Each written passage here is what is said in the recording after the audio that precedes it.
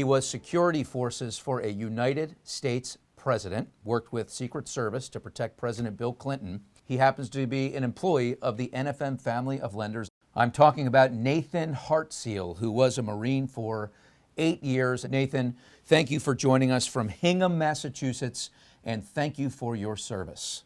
Thank you, Greg. I'm honored to be here. We have a lot of ground to cover. Let's begin with your late grandfather, who was a Marine himself and a Purple Heart recipient, and a lot of the motivation for you getting into the military.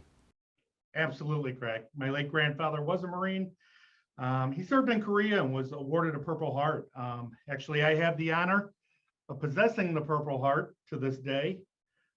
He passed away when I was younger, and he was one of the big influence that I joined the Marine Corps, among many other things. So I made the decision to join the Marine Corps when I was 17 with my parental consent, and I left shortly after I turned 18 and graduated high school. And you really stood out to your superiors and were elevated in rank multiple times, which we'll get into in a minute.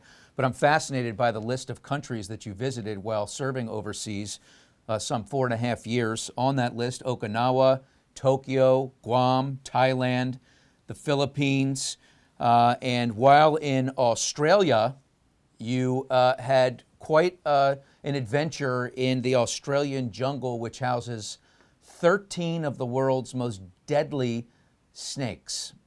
What was that experience like? You were in the jungle for, you said, 30 days? I was. A jungle warfare training center located in the Tully jungle of Australia. In the jungle, the training itself is pretty extensive and excruciating for 30 days, but the playtime in Australia is fun too. Well, what was the closest encounter you had with one of those deadly snakes? The only time there's usually any injuries, at least that I've experienced, are if somebody invades their habitat, steps on them. This wasn't a place you could sleep on the ground floor of a triple canopy jungle, so you slept in hammocks tied between the trees at night, wrapped in mosquito netting. Wow, that's pretty incredible. So you were, as I mentioned, recognized very early on as someone that had a lot of special attributes, and you were pulled out and tested, and eventually you were assigned to be among the security forces to protect President Bill Clinton. Tell us about that process.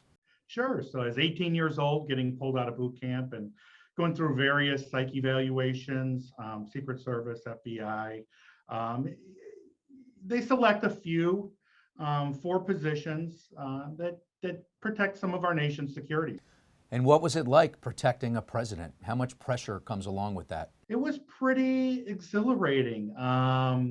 You're in a position of great stature, and you have TV presence because the president's always on TV. And whenever you see the Marines in white pants next to the president, this is the unit I am talking about. You served from 1997 to 2005. The first 4.5 years or so you were active, and then you were reservist for the remaining period of time. What are some of the lessons that you learned from your time in the military? Camaraderie, the brotherhood, the family feeling, daily lessons, that are ingrained in me still today. The values that are impounded you of honor, courage, commitment.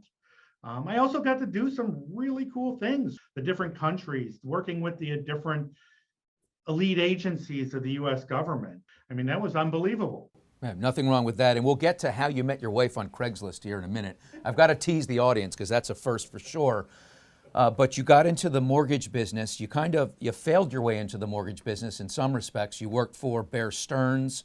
They went under, walked you out with some boxes 2 years after getting there.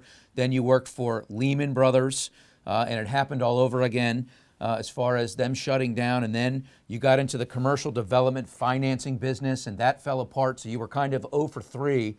Look at you now, my friend. You closed $100 million in 2020, approached $80 million in 2021. That makes you one of the top producers in the country, as I mentioned. So what's that journey been like?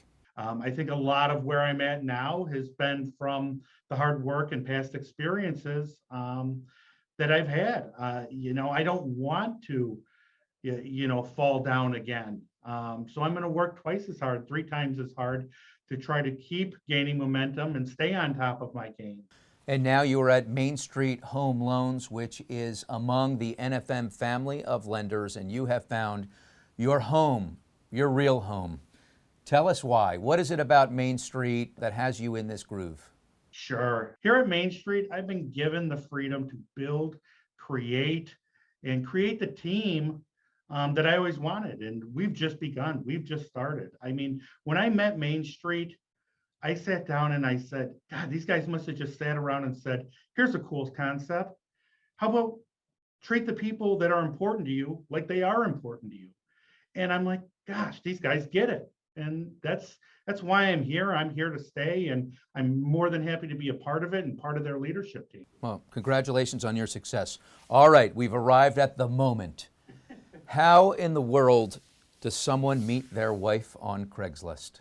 2013, I transitioned from the Chicagoland area to Massachusetts. I moved here with a attorney who was a business partner of mine. We moved to a beautiful house right on the water in Cape Cod, and it was a big house. And times were tough right after moving and closing the business we had started. And we had a whole third floor. And I said, why don't we put this out for a roommate for rent on Craigslist to offset some of our mortgage expenses? And we thought it was a great idea. So we started accepting interviews. And lo and behold, a lady came in who was a chef in Manhattan and then a chef in Ridgefield, Connecticut, and was offered a chef position about 5 miles from our house in Cape Cod, and said, I'm looking for a place to rent. And after interviewing multiple candidates, we chose her, who ended up becoming my future wife. So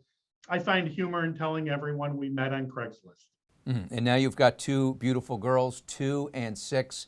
You know, some believe you're not supposed to move in with your significant other until you get married, but I guess if there was a caveat, this is it.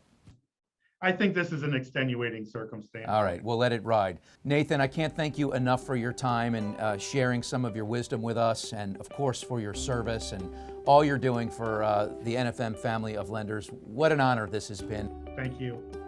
That's Marine veteran Nathan Hartseil from Hingham, Massachusetts. I am Greg Scherf. We'll see you again next time.